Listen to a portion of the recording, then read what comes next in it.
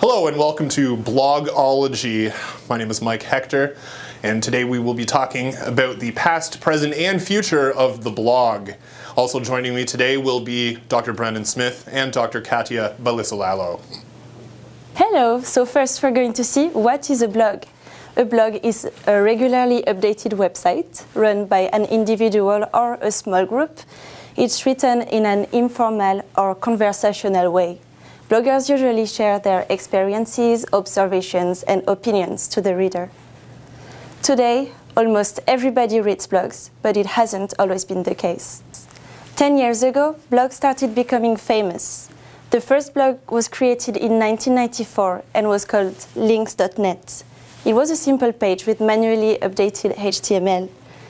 The word weblog appeared 3 years later, in 1997, and was shortened to blog 2 years after, in 1999. In the early 2000s, blogs started becoming popular.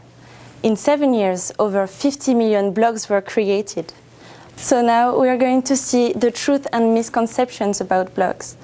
The first one is blog writers should follow the 400 to 500 word rule. This is for most of the part a misconception. This rule is more related to Google minimum requirements for capturing keywords than the low attention of the readers. A content marketing expert called Jay Baer said, "A blog should be long enough to be awesome." He also adds that if it's long, it has to be worth it because customers pay with their attention. It should be as long as it needs to be. The second point is the future of content is visual, and this is totally true. It's not enough to just post a long block of text to deliver content. Jay Baer said that if your company does not have a visual content strategy, you need to get one pronto. Some studies showed the importance of visual information on our brain, and 90% of the information transmitted to the brain is visual, which means that when information is visually delivered, our brain retains and transmits more information.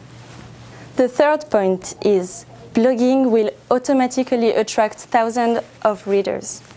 And this is a misconception, because if you don't share your blog, nobody will find you. The most important element of a marketing strategy is social media, because it helps improve your reach and interact with the audience. And the last point of truth and misconceptions is blogging is easy. It's easy for some, relatively, but maintaining and taking care of the blog is a huge operation. There are many elements you need to consider. You need to be shareable and engaging. You need to maintain your tone. It's the way you address to your audience. The timing, so you have to post regularly, and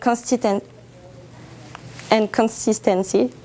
It means make sure that your content is relevant and it respects the blog's theme. I'm here to talk to you guys today about the difference between a healthy and an unhealthy specimen. And when I'm talking about specimens, I'm talking about our blogs. The elements of any blog include visual elements, which means on a good blog you're going to have videos, photos, infographics, anything that captures the reader's attention and keeps them entertained while reading your blog. An unhealthy specimen is going to have none of the above. It's going to be very boring and bland, and the reader is going to be very unenthused while reading it. The next element of any blog is having clear and concise text. In a good blog, you're going to have writing that flows very well and is easy to read, and it's going to keep the reader's attention. In a poor blog, you're going to have large blocks of text, which is going to make the information seem very boring and hard to read, and to the point where readers might find the information irrelevant. A good blog is going to be linked to social media to allow for maximum exposure. A good blog is also going to have a comment section to allow for interaction with the readers. A poor blog is not going to have any way to link itself to social media and get more readers, and they're not going to have a comment section or not utilize the comment section properly to allow for interaction between the reader and the writer. The last point to any blog is having a sense of identity. A good blog is going to have a sense of identity and make the reader believe that you are very interested in your blog. For example, my name is Brendan Smith, and having brendensmith.ca is going to allow the reader to believe that I'm fully engaged with my blog and committed to it. A poor blog is going to be brendensmith.wordpress.com, which will make the reader believe that I'm not into my blog as much as I should be, and I just threw it together. While brainstorming ideas for this research project, I was extensively reading my copy of Anne Handley and C.C. Chapman's Content Rules. One specific chapter suggests using your blog as the central hub for all of your content delivery. Within that chapter, they also suggest reimagining content. And on the topic of reimagining, I started to think of a small little bird from Africa known as the Egyptian plover, which is the most bravest dentist in the animal kingdom. Essentially, this little bird hops around in the open mouth of a crocodile, plucking out pieces of uneaten meat and whatever else you may find between the teeth of a crocodile. Now, this entire time, this crocodile could quite easily chomp down and eat this little bird, but instead he just relaxes and allows the bird to go about his business. In the biology world, this is known as symbiosis. And symbiosis is all about relationships. By its very definition, symbiosis is multiple life forms or things existing in a mutually beneficial relationship. It was after this observation that we fully realized the concept of symbiotic content, which we define as the adaptation of individual types of content which use a blog as a host organism in a mutually beneficial series of relationships. Now, I know what you're thinking, but trust me, parasitic content didn't have quite the same ring to it. The symbiotic relationship between a blog and various types of content results in a streamlined delivery system for all your materials. Playable podcasts, video widgets, images, infographics will all serve to augment the blog and improve the user experience overall. By combining and adapting larger content items into smaller versions, the blog becomes an ideal host. Larger pieces of content in their original format, such as white papers and ebooks, can be broken down into chapters or specific blog posts, and vice versa. Blog posts can be combined to form ebooks and white papers, resulting in a consistent cycle of content delivery. Older pieces of content can take on new life in the form of a blog post and discover new meaning once converted into audience discussion, if you use the correct call to action in your body text.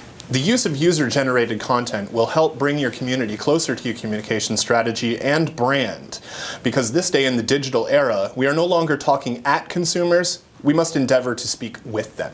Developing a symbiotic content strategy begins by taking the way that we observe singular forms of content and seeing multiple types of content existing within them. For example, a white paper, as I stated earlier, has plenty of material within the chapters to serve as singular blog posts, and vice versa. You can create a white paper from a collection of blog posts. And as well, podcast topics can be blog posts on their own, leading up to and following up after a podcast episode. And as well, other people use their podcast transcript so that listeners who don't have time to listen to it can read the show contents later on. Thank you for joining us today in our discussion on symbiotic content. For more information and innovative ideas coming out of St. Lawrence College, please visit imcslc.ca.